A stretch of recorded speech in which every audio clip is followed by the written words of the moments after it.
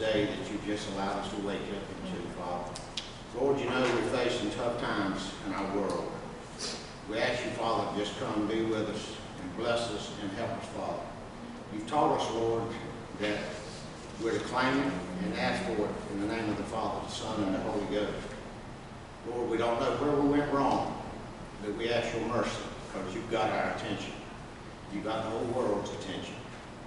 So we come to you as a group, not as a party, asking us to work together and have the faith and surrender it all to you, Father, in your hands. You lead, guide, and direct us and give all of our officials the right peace of mind and the right direction to help us end this thing. And Lord, whatever we've done wrong, we hope you'll forgive us. I ask this and I claim it in the name of the Father, Son, and the Holy Ghost. Amen. Item 1, update regarding COVID-19. I'm sorry. I'm still in my prayer, y'all.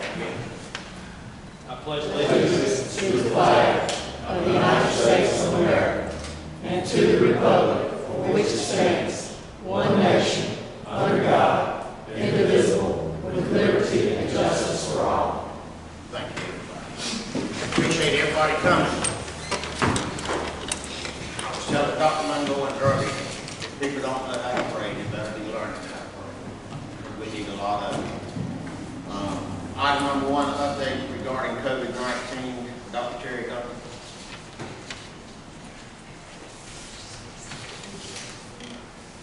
So thank you, Chairman Britt and Mr. Martin, for recognizing the importance of and the need for the emergency meeting today. When we talked last month and heard a little bit about the COVID virus, I don't think anybody in the world would think that we would be here today. So as of right now, in Bladen County, North Carolina, there are 0 positive tests, or 0 positive cases. In North Carolina, there's 137 cases. Today, North Carolina State Lab has tested 3,200 cases with 137 positive. The number of cases that were tested is a little bit incomplete because as individual labs have been able to test, we don't have those. When we had said it was a rapidly evolving situation, that was an understatement because literally things will change by sometimes now even within the hour. We have moved from a month and 2 months ago to a prevention stage where we talk about hand washing to more of a containment phase where we went into the social distancing and some of the more measures such as closing access to some of the restaurants and bars and closing our schools, of course. We know that there are many rumors going around in the county, and I ask that you remember that we need to instill in people fact and not fear. We are trying our best. Nobody has been in this situation before. Our guidance has been, first of all, from the CDC and the Department of Health and Human Services. Once we went into recommendations from the CDC and then again from President Trump, we tried to actively, to the best of our knowledge, based on that, to make the recommendations that we have made so far. We are moving now, or beginning to think about moving from a containment stage to a mitigation stage. And we know that some of the restrictions are probably going to get worse. But that's in order so that we can prevent any more than what we have. We know that it hasn't contained very well. And the cases in North Carolina went up from 90-some yesterday to 137 today.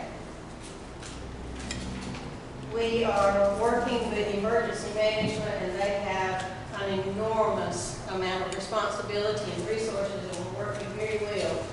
Between the two of us, there's some things that Dallas knows that I don't know, and things he knows, things that our other organizations, Department of Public Instruction, the Division of Social Services, Division of Ed, multiple agencies, law enforcement, and so forth in the county. We appreciate your support to this point, and we we don't know where we're going in the next hour. But together we're resilient people, and we're going to continue to make our decisions based on the most current guidelines that we have.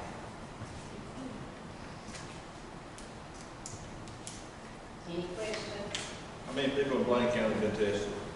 We have, to my knowledge, and to my knowledge, roughly 12, but that number is not very accurate. Originally, when the testing started, public health had to be notified if anybody was considering the test. As it started to grow, the testing relaxed, and particularly as they were able to test by private entities, not just the state lab. So a provider now can do the test and does not notify the health department until there is a positive. And what we need to understand now is that it's not just the positive. We know that there's community transmission of COVID-19 in North Carolina, which means that it's probably here. We have received notice that we have had Bladen County residents tested in Wake County, in Robeson County, in Columbus County, and in New Hanover County. And we know that except for Robeson and Columbus, all of those other places do have current positive cases of COVID-19.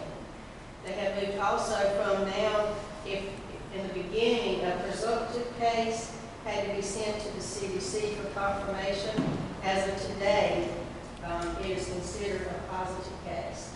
So there are no more presumptives. We will be moving to a time where the test is not so much important.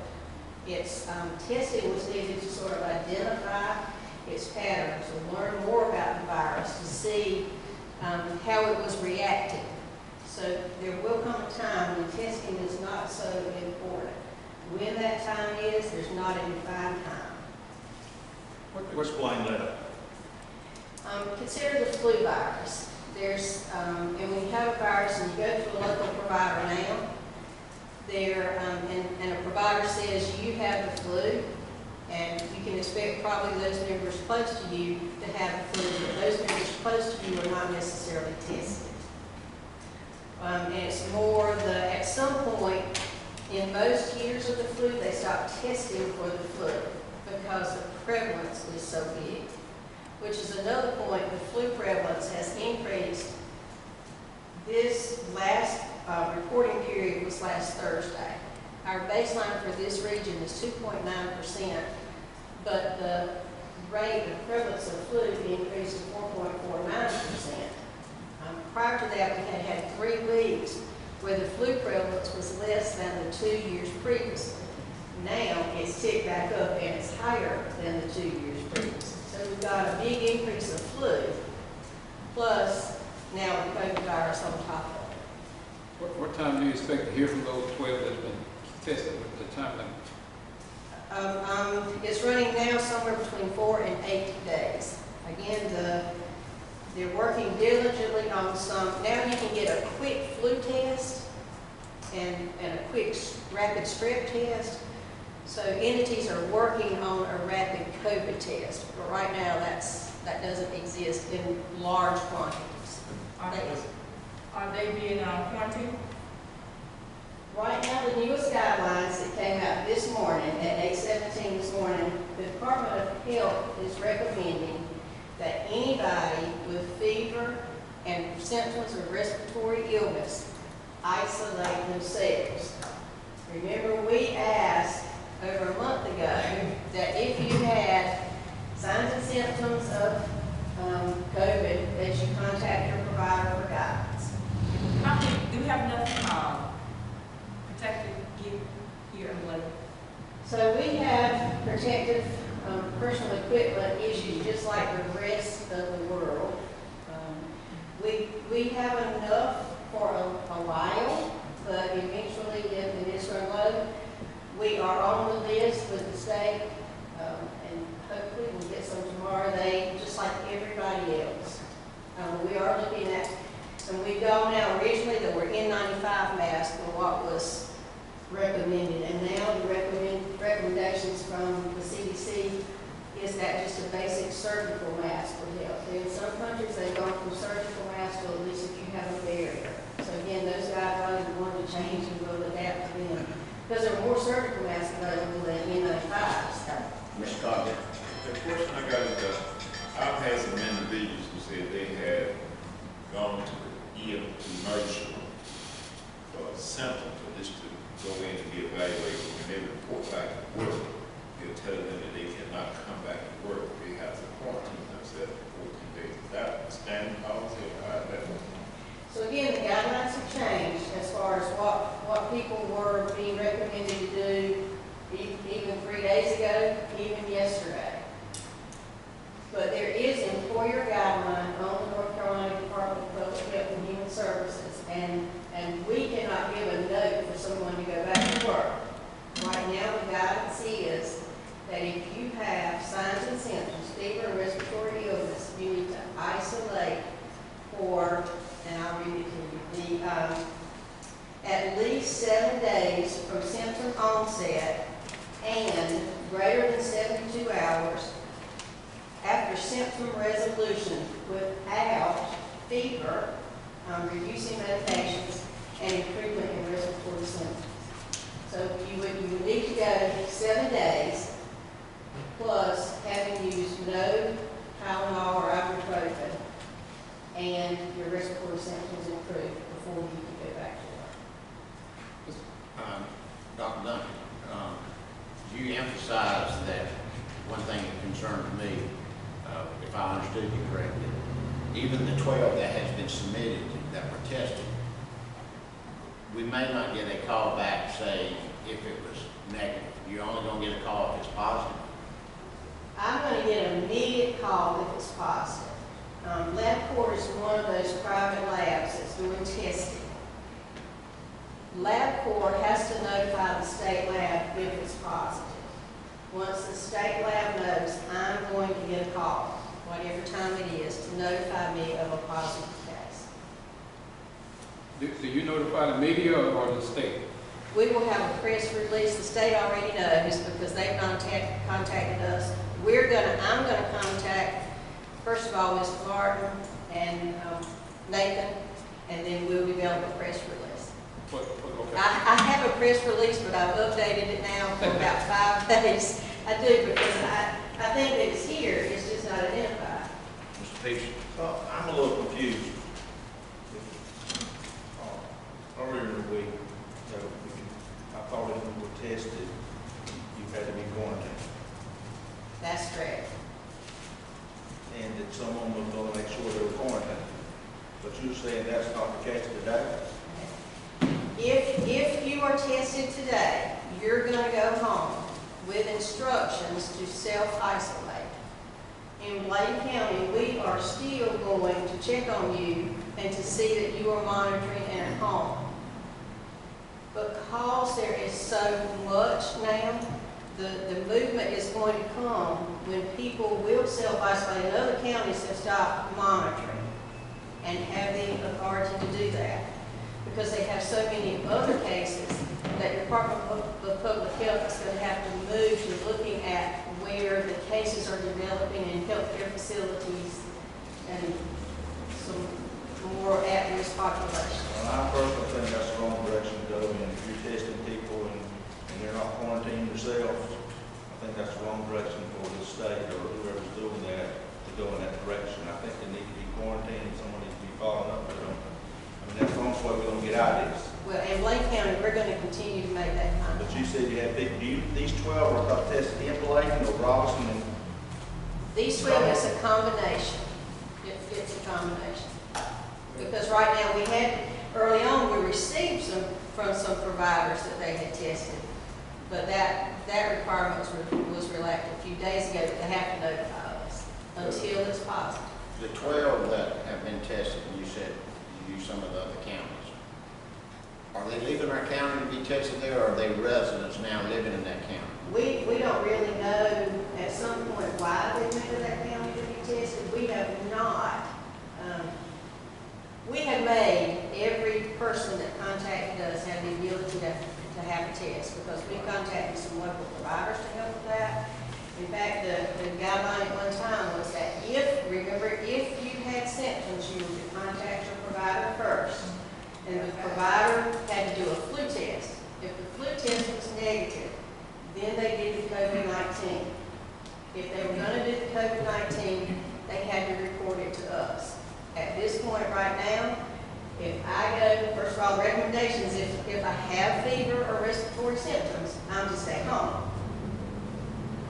If my symptoms worsen and I need medical care, then I need to contact my provider.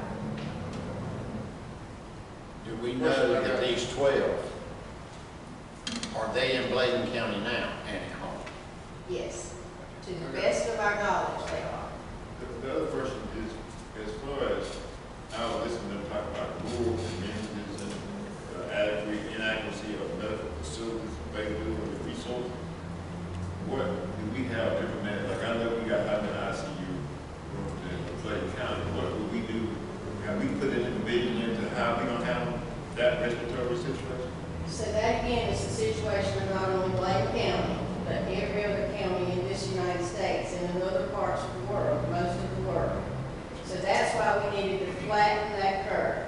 We needed to flatten it. And have we been making provisions? We're trying very hard. The hospital, and Mr. Giles is going to give you an update on that one, but the hospital is setting up a triage system so that we can do more people, and we have offered support to them for that. But as far as how we have opened up, we do have some plans for that and are working to make that happen. But the other things we have to remember, like other counties and everybody else, the staffing, like in a hurricane, you can pull from other counties, you can pull from other states.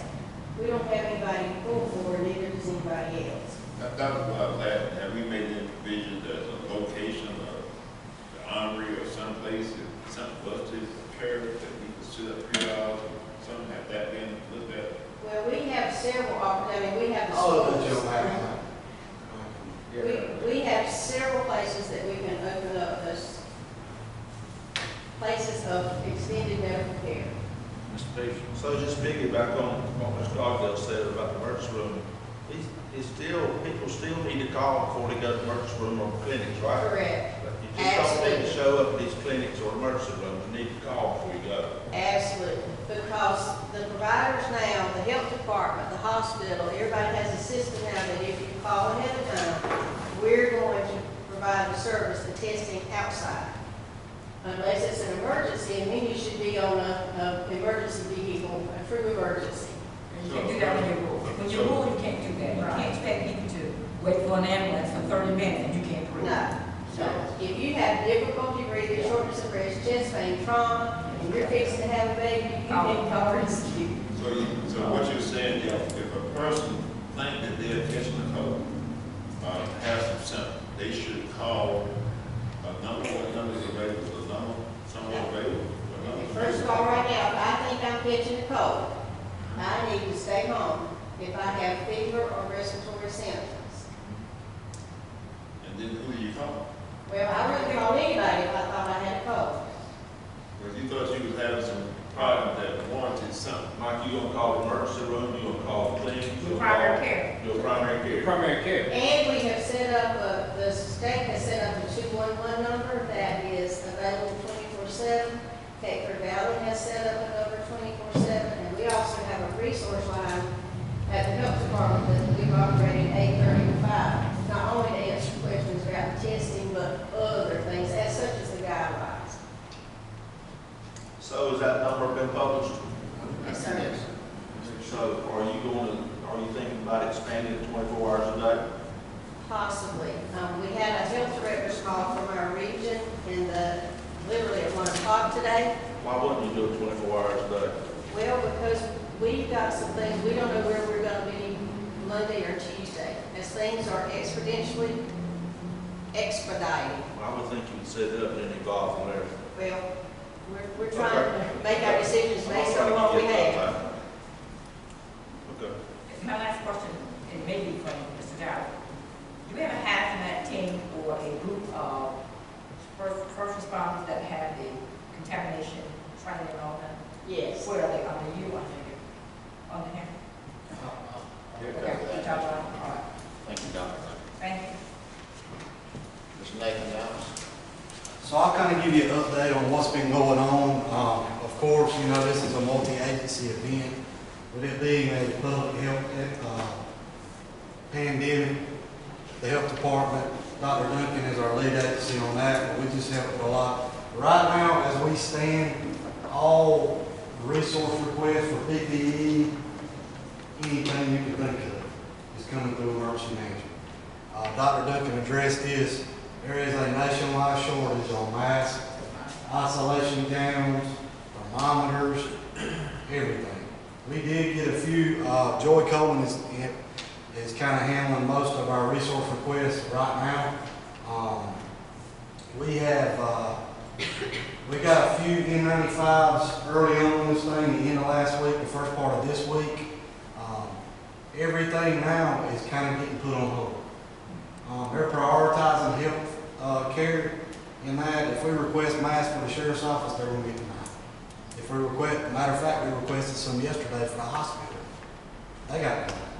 Just for a simple fact, they don't have them. They're trying to make provisions for that, and they're trying to wait till people get down to 2 or 3 days. We're having to submit. When we submit for N95 masks or something of that nature, they're asking us, what do you have on hand? What's your current burn rate? What are they going to be used for? Who's going to be using them? I mean, it's just an extensive amount of questions because they're taking a little bit of resources and stretching them throughout the state. And like Dr. Duncan alluded to, this is affecting everybody. All 50 states, eventually it's probably going to be all 100 counties. And usually in a hurricane, snowstorm, hazmat event, or anything like that, we can pull from other counties, other parts of the country, other parts of the state. Can't do that. It's kind of what you got is what you got. So they are sourcing. There's supposed to be shipments coming in next week, and we're on a waiting list for all the requests we've put in. Right now, currently, we do have what you call a Western shelter, and what that is something that you would set up in a medical or a battlefield type scenario. Like a MASH. Yes, exactly. Like you would see something on TV. They're called Western shelters. We requested a 19 by 36 for the hospital with lighting and HVAC for outside of the ED so they can triage potential COVID-19 patients. And like Dr. Duncan said, the recommendation is to call if you have symptoms, but you're not going to stop people from coming. So that's what they're running into at the hospital is the problem we run into. So they're trying to keep these because they're still they're not going to do doctor's appointments for minor things, but if you've got serious conditions that you've got doctor's appointments for, I think there's been some regulations on that, voluntary procedures and things like that you can't do. Currently what's going on in the state, just for your reference, 84 counties have declared a state of emergency. Closest counties to us that have declared a state of emergency, Cumberland, Sampson. Columbus has not, Robinson has not, City of Lumberton did. So with 84 counties declaring and some of the things we've got on the agenda, I don't think it's a bad idea for us to declare. That's certainly up to you guys. I'm just recommending. We have it ready. We've had it ready for several days. Maria has, so I'll certainly let y'all discuss that. That's kind of my recommendation. It affects a lot of things, and it gives us some abilities to do some things we wouldn't have to do. The state of emergency, can you clarify what that would change? So the main thing the state of emergency does is, and we've had guidance from the state on this, is what it does in a hurricane. And what we got to understand is the president has declared an emergency declaration. Usually it's a disaster declaration. So in an emergency declaration, the guidelines are kind of skewed. What the state of emergency does is it opens the door for us when the president declares a Stafford Act. It opens the door of funding and resources for us. What it does is if we have, as a county, have to spend money that's not budgeted for something like this, kind of like we did for Hurricane Florence, what we can do is we can apply back to FEMA for what they call Category B reimbursement. So we have to keep it, and what we bill for are people's time, our vehicles, anything you can think of, there's a hourly rate. And it also, you know, we have to buy, we might have to contract out a generator or a Western shelf, something we might have to pay for, debris management, or something like that. It allows us as a county to submit back for that reimbursement. I thought we were, since the governor declared that President Trump has done what he did, we're covered. We are covered With everything financially. that you just said. Without declaring. We are covered, without declaring, we are covered. But we got 84 counties in North Carolina out of 100 that have declared. But I mean, what's the benefit for us to do it? Because we already covered. That's what I'm trying to say. With us closing county off, or considering maybe closing county offices to the public, and to Dr. Duncan's point, right now, I don't know if she might have cleared it, she could correct me if I'm wrong. Right now, when you have a test done, you're told to isolate. They can't nobody keep you there until you're confirmed. When you're confirmed, then you can be quarantined by order of the health director. Is that correct? So just because you had a test done, that's what you're told to do. But nobody. I don't have a problem doing that, but I mean, we're already covered. Okay. I mean, the document means nothing. We're already covered.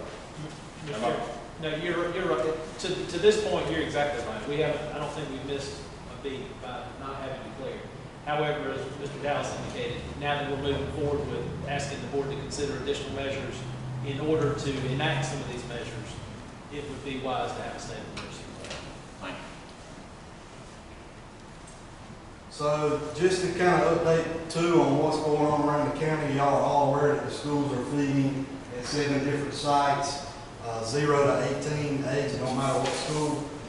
Monday they fed 318, Tuesday they fed 654 meals, Wednesday was 1356, Thursday was 1589, and today they fed 1677. That's all, 17 sites.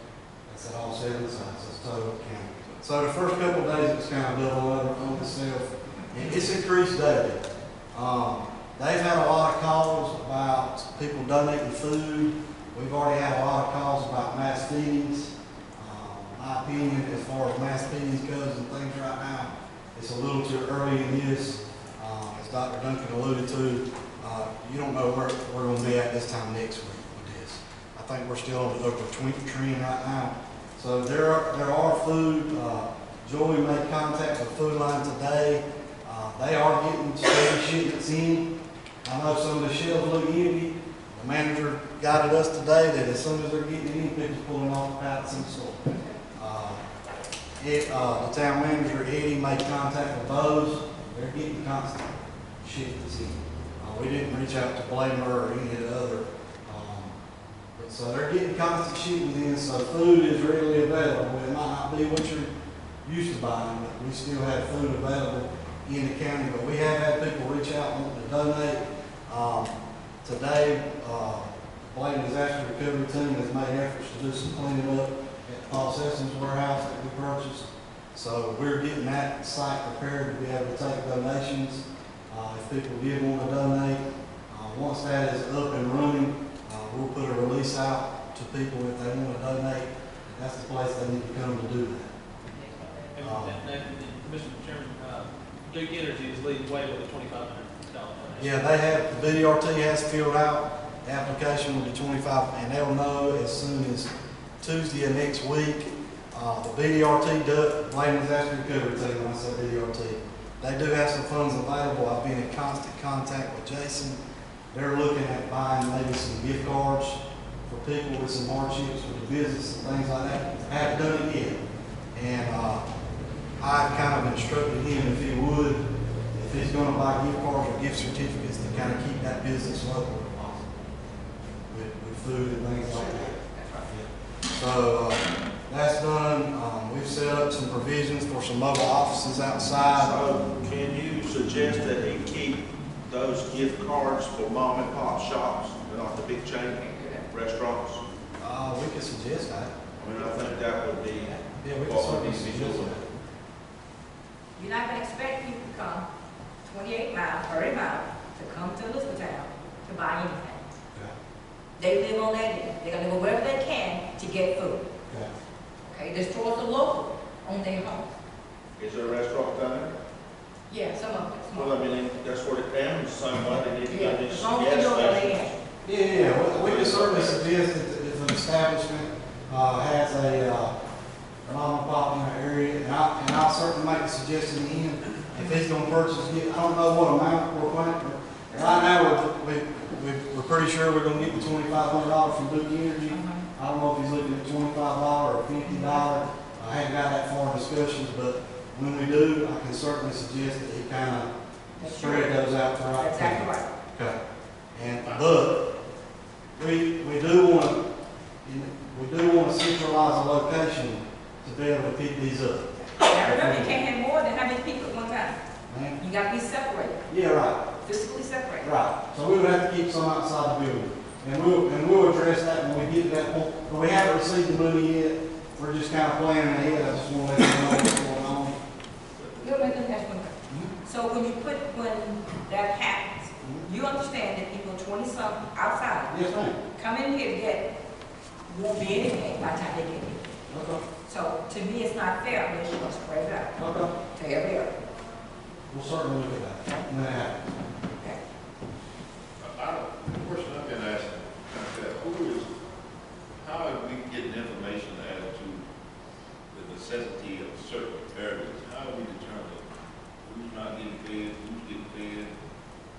Is everybody getting paid? Right. How is that being handled? Anybody got any kind of information brought in to know how does that? So emergency management has been working at the Emergency Operations Center this week.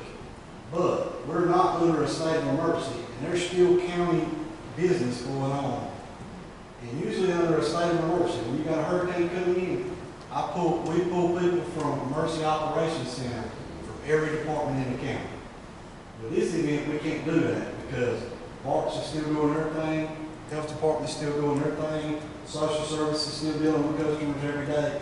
So we can't function as a full operational EOC because we still have everyday business going on. They already have a job to do. In a hurricane or something, all that's shut down for a short period of time. And they can call the EOC. Me, Joy, and Chase have been in there. Greg's been in and out. Dr. Duncan's been in and out. Several people have been in and out all week. Right now, we're not in a mass feeding mode. There's food still available. Social services is still open for people who get help and things like that. So right now, we're not concerned. We're certainly planning and thinking about it, but we're not in that state right now where can't go to the grocery store and things like that. It may get to that point, but right now, we're not in it. Well, I'm saying, explain what the vigil agent is doing. I'm saying, what if a person needs assistance, like they say, my children are not able to get food delivered to their home, I need to get some meals there. Yes, Who sir. do they contact? Do They they contact the school? The school? Where do Yeah, they the go? school right now. So they go straight to the school system? Right now, they're feeding lunch every day and breakfast for the next day. And Every day. actually, the schools are actually delivering. I'm You saying that. can't get it. You If- call them, tell them, they'll let you If get they- it outside. But If they can't get there, if somebody calls you, you let us know. All we got to do is let the schools know they're trying to find those pockets now, and they've got school bus drivers out delivering these meals and things right now. But it's not a mass feeding right now. No, we're not in a mass feed. This is just for children. Right now, we're not in a mass feeding for adults, and the reason being is because we still have food available. Dr. Duncan had a comment there. Clarify that just a little bit. On the first day of the schools, when they started their feeding, we had some pockets of people that called and said, we can't get there. So they did make provisions to take the food to the children and have worked with multiple agencies, bus routes, and the teachers have been riding on the buses to help deliver the food. We've reached out through the BBRT and they're working with churches so that they can help to deliver food. For the Division of Aging, we closed for congregate feedings on Wednesday, but had already contacted the persons that come for congregate feeding. And right now, Bart's is feeding the folks that came to the nutrition center, as well as we're looking for volunteers to do that too. Can I ask something? So when you brought up, you talked about the contract. So those seniors who normally go to those nutrition sites, and I thought about it one night, I don't know how are we going to feed them? We're thinking. We're feeding I them know, now. but how? Now. If something happens though, it's to a point that, So again, we're looking at the ability to have, after the last hurricane, the Bladen disaster response team identified areas in each parts of the county so that we had at least one church or one building that would be a central distribution point. It doesn't mean that we wouldn't still from that point be able to take food to somebody that couldn't come to get it. so they'll still go there, but they have to come again. No, They're delivering right the now. meals. They're not to the houses. For the folks that were coming to the nutrition sites, they are not coming. Right.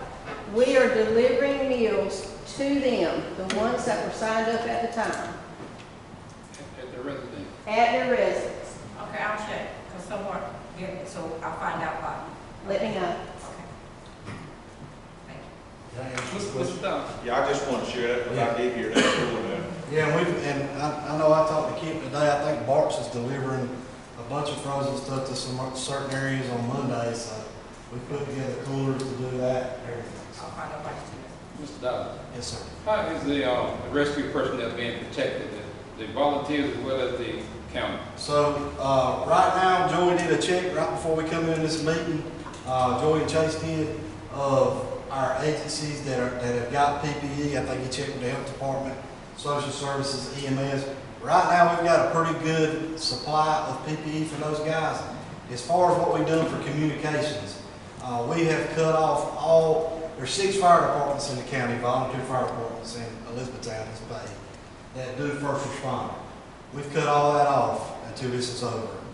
And we're just letting the EMS respond to those, because if we did come in contact with somebody, it limits exposure. What else we're doing is, if you call EMS, and the sheriff's office too, and I don't know if somebody from the sheriff's office is in here, when communications gets a call, they are instructing whoever you're calling about, if you can make it to your front, or if you can go to your front door to be triaged, we're triaging you outside. Same thing with sheriff department calls. Now, obviously, if you're having cardiac arrest or something like that, and you can't come outside, we're gonna go in. And but you know, if they call in and it's respiratory or fever, sickness, anything like that, EMS is instructed full PPE. We're taking precautions. Now, when those supplies get limited, we might have to relax that some. But we're protecting them. That's the protocol right now. And we're getting guidance, what Dr. Duncan said. OEMS is updating guidance just like DHHS is on the hour, every hour, of what you should be doing as a county. We've upped our EMD protocol with Central. They're asking them questions. So is the sheriff's office. Where have you been? Have you been here anywhere out of state? Have you traveled out of county? Have you traveled out of the country? All that good stuff. So, and it's working too, because it's identified several. We've had to chase a bunch of rabbits. So that applies to the EMS county as well as the 2 volunteer squads. Volunteer squads too, they're well aware of it. Thank you, sir. The question on this, I know you're not the law enforcement, but I have seen people congregating at places more than 10. People still seem like going to church services, doing certain things, congregating more than 10 people. Is there a specific limit that should be restricted, that is governed, how would that be enforced? So right now, just to address that point, right now, I kind of clarified this the other day. Right now, the only order we have from our governor is 100 or more is punishable by class 2 misdemeanor. 100 or more. 100 or more. 50 is a recommendation by the CDC. 10 is a recommendation by the president. So those are recommendations, not orders. Now, another order we do have is for the restaurants. Obviously, everybody's aware of that. No dining out, and I think there was some There updates was an today update today. on dining outside.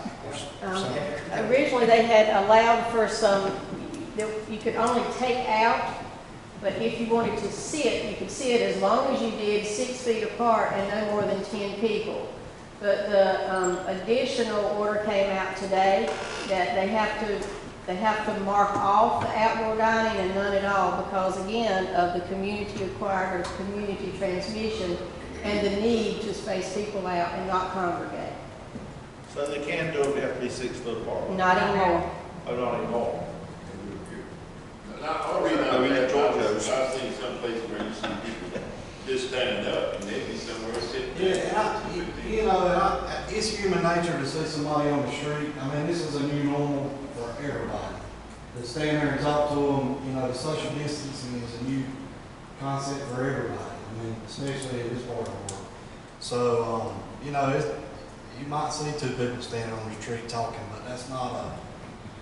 So you saying the only one that's legality to it is 100 or more? 100 or more. That's the only one that is legal that could be enforced by law. And you get, that's what, a class 2 misdemeanor? Class 2 misdemeanor is the executive order we see. But law enforcement has the authority and is going to enforce the restaurants and bars guidelines. And that was recommended by Larry Michaels over the environmental control at the state level.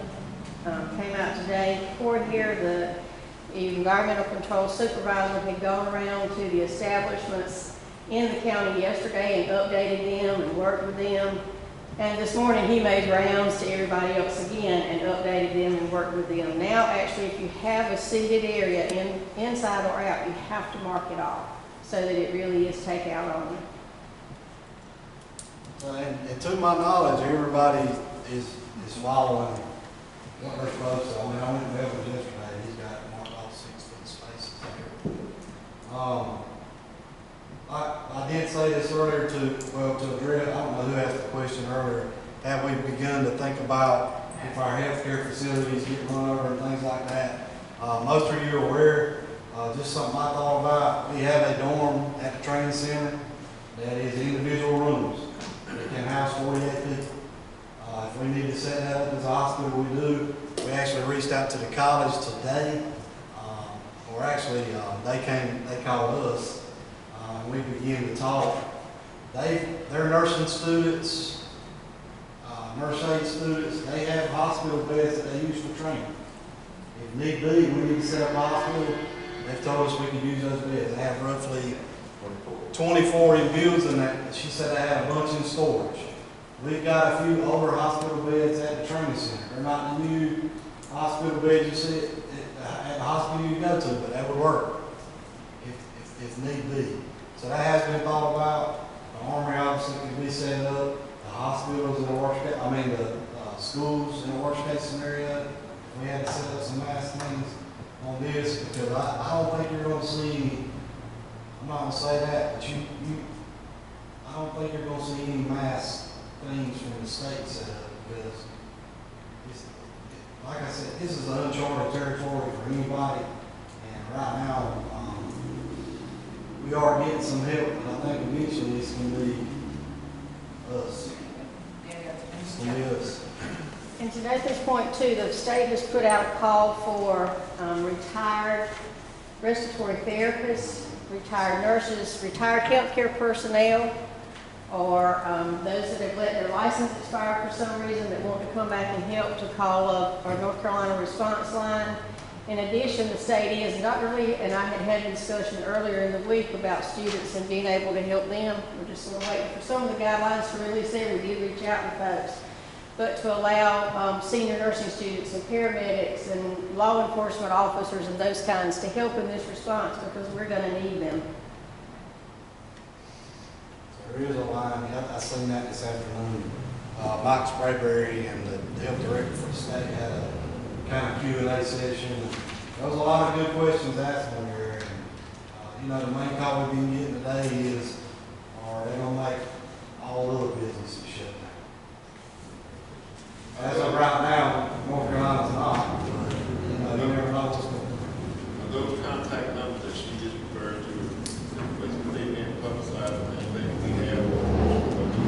that just came out probably an hour before we come in here. But certainly if we find those numbers, we can post them on the county's website. And I know, our news outlets have been good about posting information to keep it up on these websites. I'd like to say before Mr. Dallas goes any further, these folks, his department, Ms. Duncan's department, and a lot of the people in this room right here, to the commissioners so that you know, these folks, I know they meet at 9, 11, and 3 webinars. I've been over off and on all week in several of these. Rest assured, they're working, they're trying to stay ahead of the game. They know Italy's 2 weeks before us, and we're running 2 weeks behind. So they're looking at what's going on in these other parts of the country and the world, and doing an excellent job. A lot of stuff that you've asked, they've been on it early on in the week. And so I commend you for what you're doing, and it changes, like I say, for them constant, all day long. And another thing, all the supplies that we're needing, we all need to use a little common sense, and I don't mean that others. We're one county, one state, and one country, and the whole world is needing the same supplies we're needing, and you have limited manufacturers.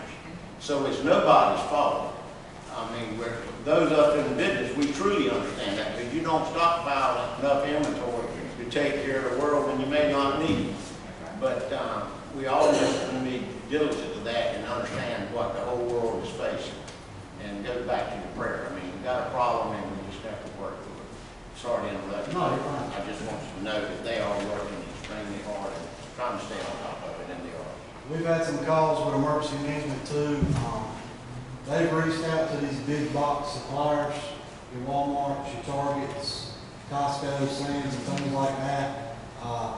They've instructed that, I think me and Greg were on that call, and they told us that they had sold a month's worth of supplies in about 4 days. So, across the state. So, I mean, it won't just a toilet paper shortage in Bladen County, it's all across the state. So, but those shipments with the state of the emergency thing by the governor, it relaxes trucker guidelines and things like that, so they can haul more weight than they normally do. So when they're bringing, when they're bringing a truckload of water and they got to be under 40,000 pounds, they can pretty much double that now. So a lot of these places are getting double shipments, but just like we talked food line today, as fast as they get it, it's gone. Especially water and your meats and things like that. Mr. Chairman, the thing that, I know you guys have done a great job, you're doing all that you do, but the thing I would like to ask you, when certain things happen, like the water coming in, you get enough supplies, or you get ventilators, or get a site set up, that you got forward that to the chairman, so it could be forwarded to us, so that we would have, we want to kind of be on speed, but I don't want to be in the way. Yeah. That's what I'm saying, I don't want to be in the way, but I would like to know what's going on. As it comes in, y'all just keep that flow of information coming to the chairman. So we would like to know too. So if somebody asks us, if we have respirators, we would have a site, do we have certain things that y'all would let us know that certain? Yeah, and just so you know, we've always got an amount of water in stock for emergency management. We've always got an amount of certain things that are necessities. But, our not saying our citizens are not our top priority, but we try to keep a stockpile for people that are emergency responders, because if we don't have what we need, well, obviously we can't get it to the citizens. But right now, as far as water and things like that, we're not in a shortage. If we get to that, we'll certainly address it, and there's plans in place to address it that can be enacted quickly. The only reason I'm thinking that, like, Yeah. you hear, like, I don't know if it's all conversation, but you hear everything. And then I can talk about ventilators and areas and things, facilitate things. I'm saying, people would ask us that, what's Bladen County gonna do with this? Do they have this and that? And I would like to know, say, yeah, we got some ventilators, yeah, we got this, yeah, we got these options. Well, I will tell you this, as far as, we've had a lot of calls on supplying the public with N95 masks and gloves and things like that. They don't have resources.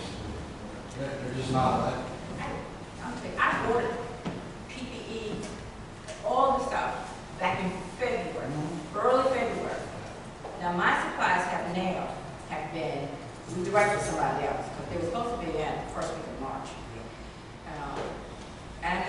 people have not paid attention to it because of the military and me, I didn't do it. I did most of our fire department out group. But all the supplies I requested have gone someplace else. Yeah, and they will. I mean, if you've ordered as a private person February 15th. on Amazon, they're pulling it from everywhere. I mean, but right now, there is, I'm sick of there is. So back when you get respirators and waters and stuff, and it's okay to share that, but it's not gonna be distributed to citizens. I'm not talking, this let us know that it's available. Yeah, I mean, it is available for our permanent personnel. Obviously, right now, our top priority is the health department, our EMS, and the hospital. That's what I'm saying. That's our, if they need N95 masks, we're gonna do everything we can to make it happen. But those are our top priorities. Not long reason I won't see guys with bandanas tied around the face, and we have that, and we do not have them. We got enough. And they might come to that. And to the water point, we're fortunate in that in some of our disaster situations, we've not had a water supply, and we had to have bottled water. So folks were calling and saying, well, we can't get bottled water. But we do have, our tap water is just fine, so we have that availability. That's a certain, I mean, we talked to several people that, you might not be accustomed to drinking tap water, but it's there. Any other questions, concerns? Thank you. Thank you. Item number 2, consider suspending public access to county facilities not including Bladen County Hospital. I mean, Bladen County Courthouse, I'm sorry. And I need a motion on that. So, Greg, can you talk a little bit about this, please? Yes, sir. Good afternoon. As Dr. Duncan and Mr. Dallas have stated very well and eloquently, this is a serious matter. It's evolving quickly, and we're trying to be proactive. We've received good information from the School of Government as well as the North Carolina Association of County Commissioners regarding best practices and model resolutions and actions taken in other counties. One of the measures that is being implemented in a variety of municipalities and counties is limiting access to the public in the buildings. The town of Elizabethtown did this earlier, maybe Monday or late last week. And so what I want to share with you about this is a couple of things. First, we are very mindful of the importance of continuing to provide services to our citizens just as long as we can. As you all know, the water department, for instance, has a drive-through window that service can continue to be provided. Also, as Nathan mentioned earlier, we've made arrangements here beside the administration building, beside the tax office, for a mobile unit so that customers can come up to continue to pay taxes as necessary. So we're very mindful of that. If you'll notice on here, it says with not including the Bladen County Courthouse. I had good information shared with me yesterday by Judge Sasser. I also talked to Judge Ussery regarding the constitutional requirements for certain courts to continue to be held. And so we're very mindful of that and want to work with them just as well as we can. One of the issues I'm not crystal clear on is probation and parole or community service, community corrections, I think maybe called now. I think Rob's here. But they have citizens continuing to come into the courthouse. So I mean, I think they can help work with that. But our courthouse, as you all know, is locked except for the front door, and it's manned by a deputy, so they kind of gauge the company's interest to the courthouse. So we feel good about that. But we're just trying to be proactive. Mr. Brett, yes, sir. So I don't know if you're going to talk about Mr. Martin or not. This might not be the place, but I'm going to move it down further. I want some discussion about what's going to happen to county employees. I mean, are we going to hold them harmless through all this as far as salaries, or what are our plans to look after and protect our employees? And it might be too soon to ask. No, that's fine. We do have an item that addresses that, a couple of items down, and that, I think that's part of it. Well, I mean, that's, we can discuss it now if we want to. That's teleconference. This is not teleconference. Well, Two buildings, are these people going to be out of work? No, two items down. The advance. Two out of them. Yes, sir. Item I mean, anyway. I make a motion to approve. I've got one second. We got a motion by Mr. Peterson approved, we got a second by Mr. Gooden, got discussion over here by Mr. Coffey. I see we got not including the Bladen County courthouse. Yes, sir. But what are we gonna do with the jail facility? How's that gonna be handled? The jail, they're already, Mr. Sheriff, How you gonna do it? they've already made arrangements to lock, or to It's no business. discontinue access from visitors. And they have implemented measures to ensure safety of those coming in and going out of the jail.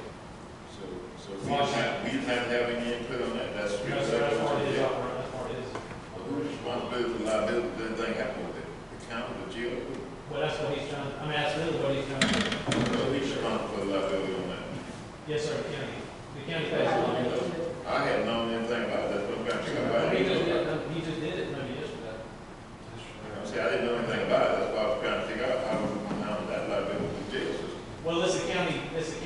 County facility, we don't have no control over what the sheriff does Yeah. at that facility. But we have a liability of that facility. Can I, when Two you was different on, things.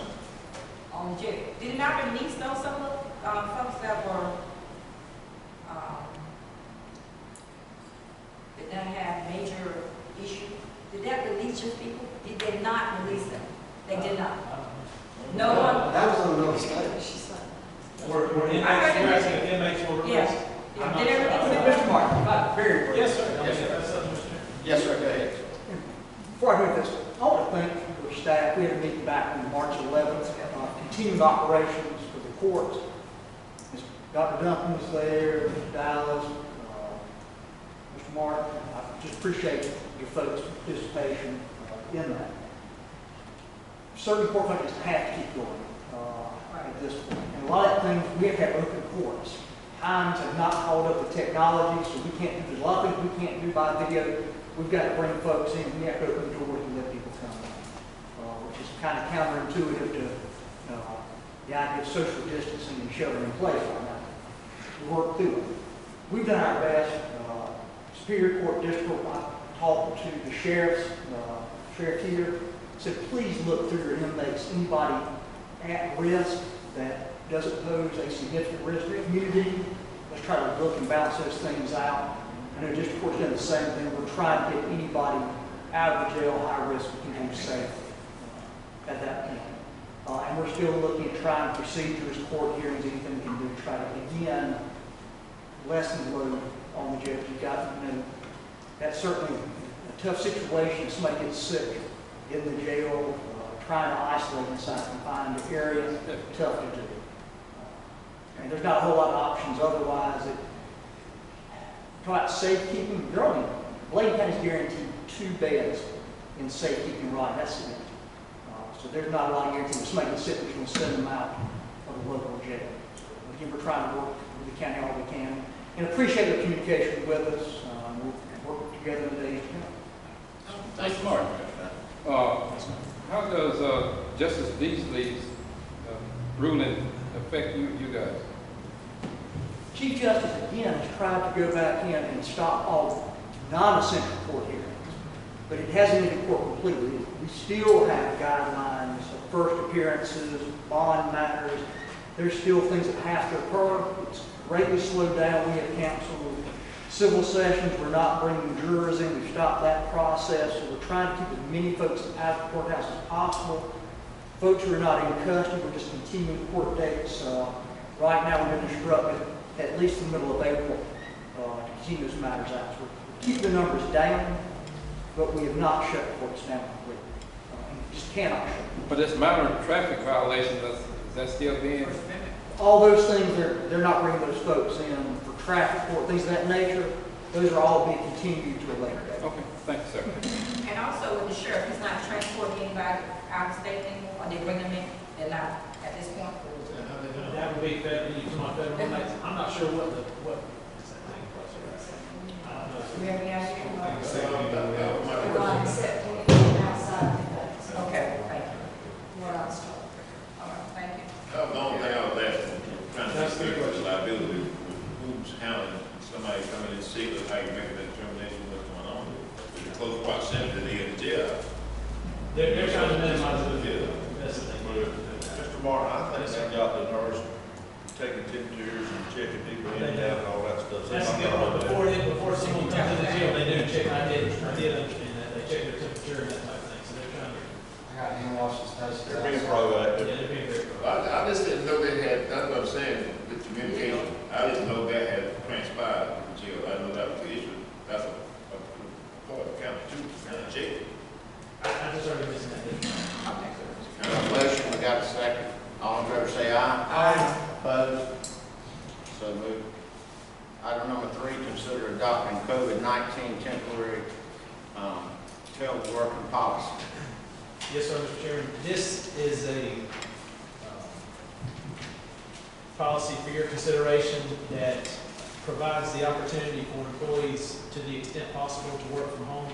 Examples would include DSS workers, like Medicaid employees, for example, who can perform work on the computer, like recertifications and that type of thing from home. That wouldn't apply to the majority of employees. One thing I'd like to point out to you is that this is temporary and exclusive to the duration of this event. So this is not some policy that will necessarily be in place a year from now. So I want to point that out to you. This is a policy that we've modeled on other counties that have already implemented certain things. I don't know at what point it can go into effect, but if travel is encouraged to be linked in the near future, then this may be a useful policy. Motion. Mr. Chairman, I just got a question on the second page. The fourth bullet. If they're injured at home while they're performing, how does that fit into the county policy? If they are injured If they were injured at home, while they do it, yes. Be more specific with that. A little more specific with that question. Well, all I'm saying is you're working on county work and you get hurt. How does that? well, I'm not an expert on that, but unless there was some way that the county was there was negligence on the county's behalf, I don't know how, the type of work we're referring to would be computer. Well, I'm saying, let's say the computer blew up and they injured out their vision. Well, I don't know, that might be. I guess a little hypothetical, but I'm the question. Mr. Chair, I just have one question. I know you mentioned those who do Medicaid, transit, stuff like that. What other departments? I'd like to know who else. What other departments? I think we have an idea. Finance, IT, finance, too. people who do computer type work, and would they be able to do it from That means inspection, all of I them. don't have thought about inspections. Everybody in inspections is. Tax office. I'm sorry.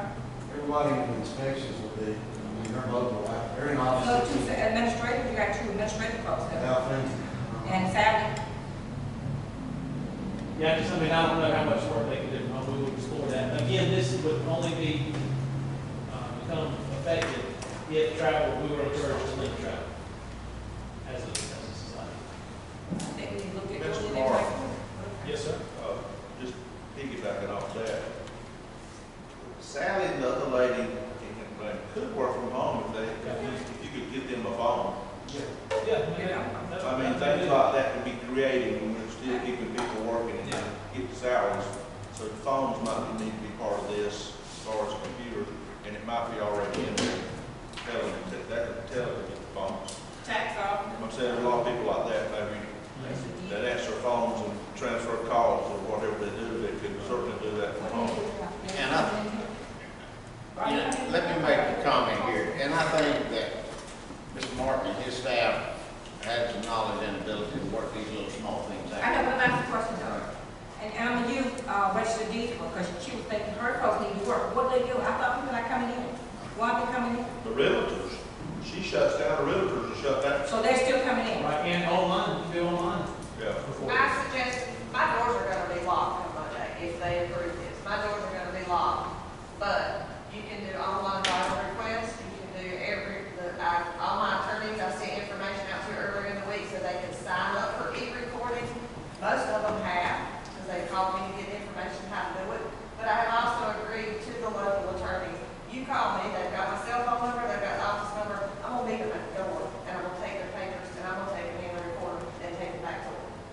You are staff. Me or my staff, we're gonna be working. So they can be, but folks, okay, I don't have a I problem just with that. can't come in my office to public. Well, that's my word about that, okay.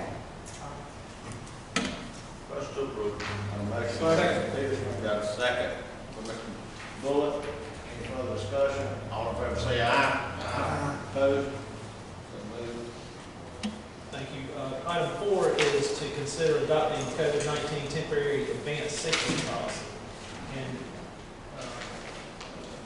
Mr. You Biggs, can answer my question here, Mr. Barr. Yes, sir. I got a problem. I'll be glad to. Again, from what we've seen from information shared by the association and the school government, from what a number of other counties have implemented, an advanced sick leave policy seems to be a common approach. What this would provide is an opportunity for employees to be advanced up to 2 weeks of sick leave. And the hours vary. Some employees work 75-hour weeks, some 80, some 84, and some 85. So whatever, it would apply to any of those. Now, I will tell you, just to kind of put in context where people are in regard to their sick leave balances. We have, finance ran a report earlier today, we have 82 employees who currently do not have 75 hours of available sick leave and vacation leave combined. Wow. And that's because we have so many new employees in the jail, for instance, DSS, EMS, we have a number of new employees in those. And so they haven't had the opportunity to accrue a lot of time yet. So that's the ones I want to talk about, and I want to ask you a question about, and I ain't trying to seem like recreation government. What are those people going to do? Are you going to send them home, or, I mean, we shut down recreation activities, so what are they going to be doing? If it gets to the point that we need to, then we would. So that's the They one would work I, as long as they and can. maybe this is to come back later on, but that's the ones that I'm worried about. They might have 75 hours, but what about the ones that don't have the 75 hours, and this goes over beyond the 2 weeks of sick leave? That's what I'm concerned about. And I understand, I fully understand, that's a great question. And we need to be very mindful and thoughtful about that. Our thought was this may be a good first approach and see what I don't know what the duration of any event will be, and then we can kind of come back and see what the actual situation is. And that's just my thought. I'm good with that. So, but from what I read now, if a person has sick leave time, they can use their sick leave time. Yes, sir. And a person that doesn't have it can just ask for it in advance and pay for it later. That's right. It would come back, we would pick it back up over the course of the next year. So if a person, and what I was looking at with the government declaration, is people who are out receiving employment for children being out of school, these kind of things, they can go unemployment and do different things. So we just gonna cut them off when they get 2 weeks and say that's the end, so we going, do we go in public? That's why Mr. Martin said we would revisit. Yeah, I just don't know what that situation looks like and what, I mean, we would need to have a lot of discussion about that because I don't know what type of financial liability that would Does be. the policy say anything about revisit that at a later date, or reconsider this thing, that can be a part of the policy in this state? This policy doesn't. Or But I mean, if we have an understanding, then we'll certainly keep you. Before Mr. Martin said he's going to do, you do it. You put that in the policy. Motion to approve. Got a motion by Mr. Peters, a second by Mr. Gooden. Any more discussion? I got one question. Mr. Bullock? The last statement there about leave without pay. What'd you say? The last statement, leave without pay. Most of the time, this quarantine will put hardship on our employees anyway. And if they have to go leave without pay, I know we need to do something, but for them to go with leave without pay, will put a greater hardship on them. I'd like to put a substitute motion in that we amend it Yeah.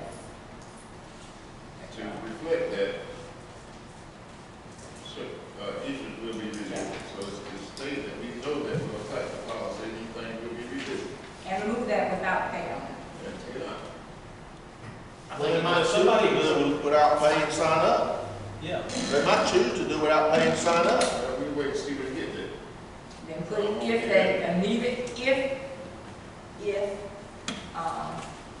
can get employment. Because I don't want, what's gonna happen? One come in, 4 or 5, and then we're at home, they're not getting any money, can't feed their children, can't get basic, and it's not right. If we're gonna take care of our employees, let's do it right the first time. Mr. Martin said that he would revisit when we got there. We might not be in a meeting, If you can do a conference call, well, whatever. we can, but we can do it now on this, We don't know where it's gonna go. well, we'll just You make gonna that. put, you gonna put 12 weeks, 10 weeks? You don't know the week to book. Just put Well, in, he the- just, just two put in is the okay. policy, just put in the policy inadvertent that is needed. Do yours, Can't give him a blank check. Just leave it out pay. I have a question. I don't know, I worry about that. Apply for leave in the house. Yeah, I think that's wrong. Unless you say, unless they are getting unemployment or state financial support. Mr. I Martin, don't know about that. unless I misunderstood, he said when it gets to that situation where 2 weeks, 2 weeks run out, we would revisit. That's what I understood him telling me. So they'll be monitoring it daily or weekly or wherever it takes, and then when it gets to that point, he said we would revisit. And we'd know more about it then. That's what I understood. But, let me ask you, I mean, we plan to revisit it next time we did it. But, I don't know when that. Yes, sir. you know, like it's 9 of us, our advanced sick leave could run out at different intervals. When mine run out, It's not gonna run out 40 to 75 hours, probably. A week, it's got 3 weeks. 2 weeks.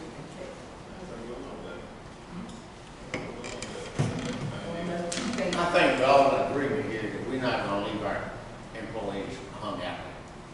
We're settled up for 2 weeks, but I, for one, am willing to do whatever we have to do to make sure our people are taken care of as time progresses and we know what we're truly facing.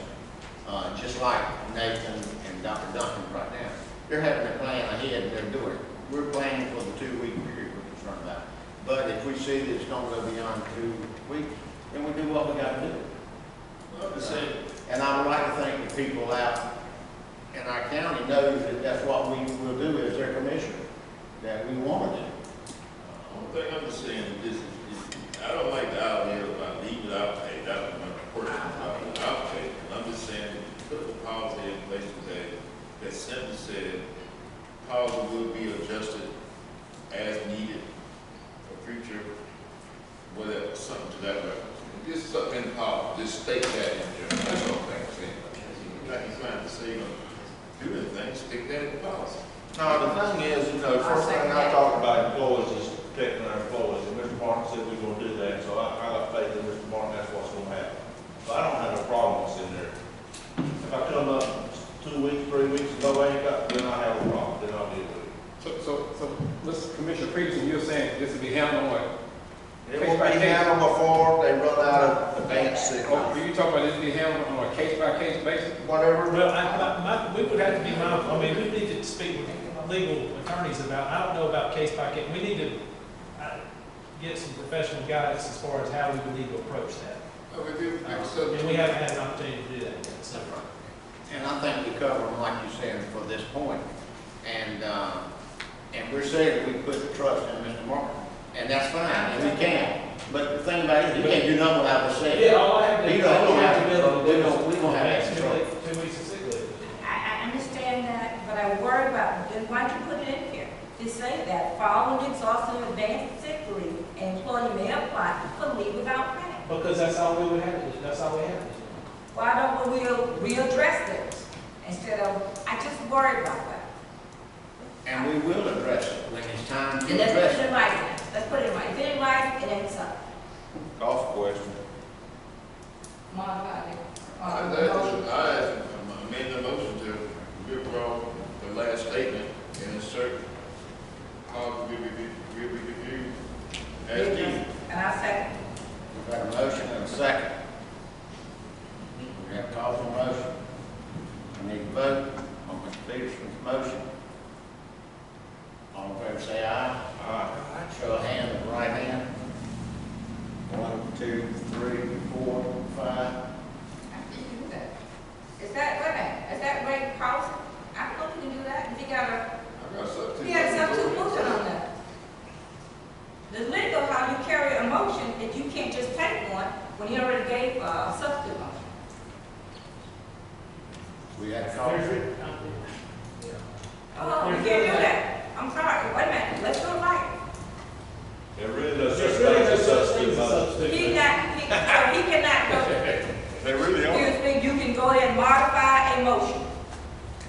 vote. You can modify a motion. Well, And I think they should have asked probably you to do it. I'm not gonna modify my motion. Well, that's fine, but I'm saying what it says. Are you want Robert's rules? Yeah. Mr. Chairman, and I understand Robert's rules. Robert's rules is for a large assembly. So what do we got? We follow the board procedure. That's right. The board has its own, And my point again, then you as this county manager then, to do what's right for employees, to make sure it's best for them. You then, Mr. Martin, let me finish, Mr. Martin, then I expect you then to do what's right for our citizens, for your employees. So if something come up, we don't sit here and hurt someone if they don't, and ask them to apply for leave without pay. I mean, I just worry about that. and I understand, and I appreciate your sentiment. So I'm gonna hold you to Please, this. but I understand at the same time, I don't have legal authority to compensate employees beyond the provisions of our policy. Well, that's the reason why I want the policy. That's why I'm saying, to go back and add that statement, and I have a problem with that, but I'm gonna hold you to that. You make sure your employees are taken care of. Thank you, that's all I want. As long as you take care of it. Yes, sir, Mr. Speaker. Before we adjourn, I just wanna say thank you. We got another thing on that, we have another issue on the thing. Oh, okay. Item Before we 5, go. Mr. Martin. Yes, sir, Mr. Chairman. The next matter is to consider, and just in light of all the events that are taking place, to consider canceling the regular and special board meeting scheduled for Monday, March 23rd. Motion approved. Second. We got a motion by Mr. Bullock, got a second by Dr. Mungowens. Any discussion? All in favor say aye. Aye. Opposed? One other thing that I'd like to ask the commissioners, and it has to do with, we have to stick to this for the special meeting with the COVID-19, is, I don't know if y'all have had any, but I had 3 this morning in reference to some of the folks that actually own businesses to assist and already started helping some of their employees. They're concerned about their taxes, the embarrassment of the money that they had that were going to pay this week to avoid it being posted in the paper. That if we could extend that time out for posting for the embarrassment, because they've used the money to do the right thing, I would like to ask the board to consider that, to put it out for 60 days. Can I make that motion? And I think by law that we can only go to July, is that right, Marlon? It's not correct? June 1. And I make a word to stand up June 1. Second. Got a motion by Mr. Cogdell, we got a second by Dr. Mungowens. Any further discussion? All in favor say aye. Aye. Opposed? So moved. Thank you. Again, now, Mr. Beaver. I just want to say a special thank you to Nathan and Terry and Greg and Ray and the sheriff and the media for what they're doing and all the county employees. It's, we're in territory we've never been before. And like Rick said, we need to be praying, we need to be doing what's right for our citizens, and we need to be following the guidelines that are passed down to us. This social gathering and stuff, we really need to be doing that. These hospitals and medical clinics and facilities are not going to be able to hold all these people if we don't live by the guidelines. But I just want to say a special thank you for the time and hard work that everybody's put in on this. Mr. Chair, I have a question. Yes. I ditto Mr. Peterson's comment. Are any employees are asked them to stay home or take leave because they have small children? I haven't had any for small children, but I have because they were in a high-risk category. And that means these employees that were right now are leave, sick leave, or annual leave, or what, just home? They're taking their time with sick leave, vacation time, and allowed to take that. That's good. One last thing, Mr. Chairman. I know we just canceled our meeting scheduled for Monday, 23rd. Are we looking at, how we're looking at proceeding for this point? We're going to just have to take a little while at a time to see how this progresses. I think it's premature to make that judgment, and we'll definitely be in touch to keep everybody informed. Yes, sir. I think it's probably everyone knows, you know, the schools have been closed. And the way I understand it, students are supposed to use computer to do some classwork. It's something y'all probably need to be thinking about. We've got a whole lot of people that don't have internet. I can address that. So we reached out to, actually, Jason Atkinson Schools reached out. Star Telephone is setting up 7 sites starting Monday.